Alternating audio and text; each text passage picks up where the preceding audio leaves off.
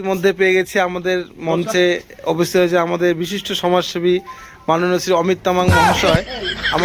আমাদের মণ্ডপ পরিদর্শন করবেন। উনি আমাদেরকে যথেষ্টভাবে সাহায্য করে এসেছেন, এবারও উনি সাহায্যের হাত বাড়িয়ে দিলেন।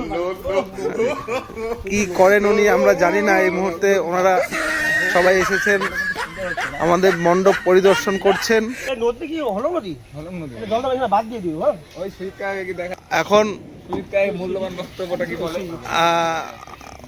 অমিত বাবু, আপনার এই মণ্ডপ নিয়ে, এই ক্লাব নিয়ে কোনো দু চারটা কথা বলুন।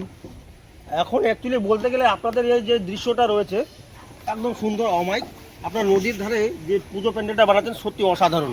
এক কথায় বলা এটা কোনো ভাষা থাকে না। আমার মনে হয় জলপাইগুড়ি ডিস্ট্রিক্ট, আলিপুর ডিস্ট্রিক্টের মধ্যে এটা সর্বা পুজো মণ্ডপ। ধন্যবাদ।